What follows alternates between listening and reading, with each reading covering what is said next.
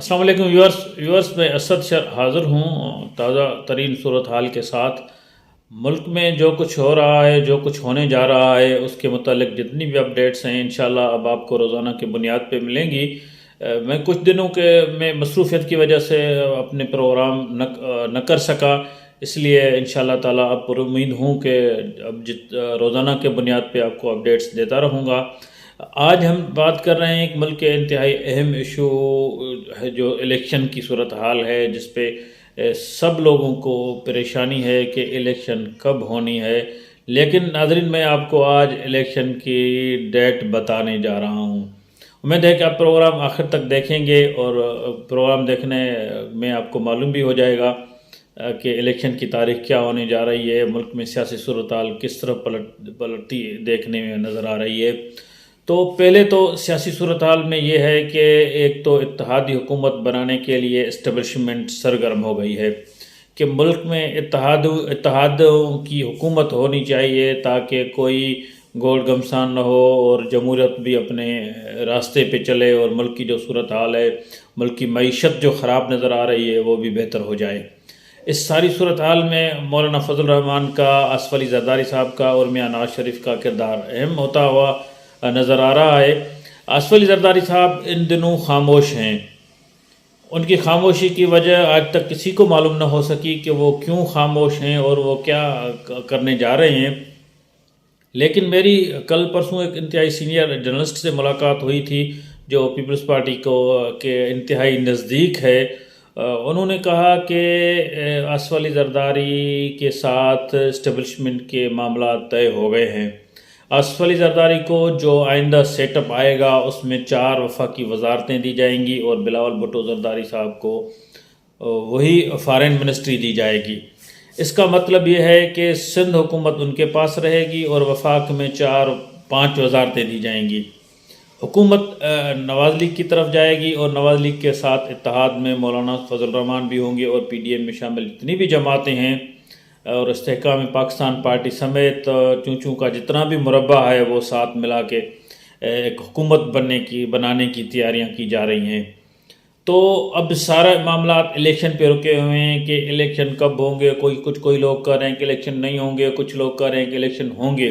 لیکن الیکشن مارچ سے پہلے ہونے کے لیے فائنل فیصلہ کیا گیا ہے، کیونکہ اگر الیکشن مارچ میں نہیں ہوں گی تو سینٹ کے انتخابات سخت متاثر ہوں گے۔ سینٹ میں 50 مارچ میں 49 سینیٹر جو ہیں وہ ریٹائر ہو رہے ہیں اور سینٹ ہی نہیں ہوگا ملک میں تو ایک نیا آئینی بحران پیدا ہو جائے گا، کیونکہ ایک تو اسمبلیاں موجود نہیں ہیں، ایک آئینی بحران ایسے سمجھے کہ چل رہا ہے، سیاسی کشمکش بھی جاری ہے۔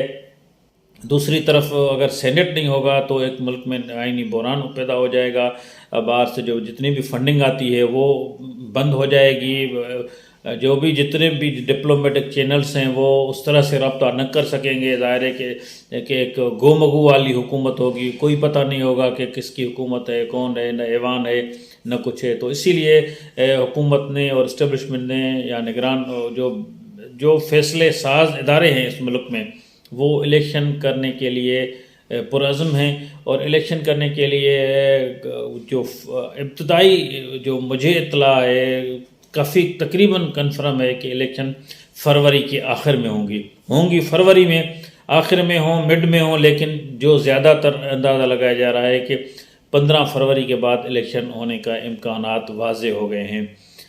میری کل پرسوں ایک انتہائی اہم نگران حکومت کے وفاقی وزیر سے بھی ملاقات ہوئی تھی، وہاں بھی کچھ انتہائی اہم لوگ اور بھی بیٹھے ہوئے تھے، تو وہاں بھی یہی بات ہوئی۔ تو وہاں بھی میں نے جب اپنی بات کی تو مجھے کافی سارے لوگوں نے جو انتہائی اسٹیبلشمنٹ کے قریب ہیں ان نے بھی میری بات کو انڈوز کیا کہ آپ کی بات ٹھیک ہے، الیکشن کا کوئی اس طرح کا ہی سینارہ بننے جا رہا ہے۔ تو الیکشن کے سینارے بننے سے پہلے جو سیاسی سرگرمیاں تیز ہو گئی ہیں، آپ نے دیکھا کہ مولانا فضل الرحمان سے ملاقاتوں کا سلسلہ ایک تیز ہو گیا ہے۔ مولانا کے جو سسر وفات پا گئے تھے اس کی تعزیت کے بہانے کافی سارے لوگ آ رہے ہیں۔ میں بھی کچھ دن پہلے مولانا صاحب کے ساتھ تعزیت کرنے گیا تو بہت سارے انتہائی اہم سیاستدان جو نئی پارٹی بنانے جا رہی ہیں وہ بھی مولانا کے پاس آ رہے تھے، جو پرانی پارٹیوں میں شامل ہیں وہ بھی مولانا صاحب کے پاس آ رہے تھے، تو ایک گفت و شنید بھی ہو رہی تھی۔ تو اس سلسلے میں جب مولانا صاحب کے پاس پی ٹی آئی کا وفد آیا اسد کیسر کی سربراہی میں، تو وہ بات پھیل گئی اور سیاسی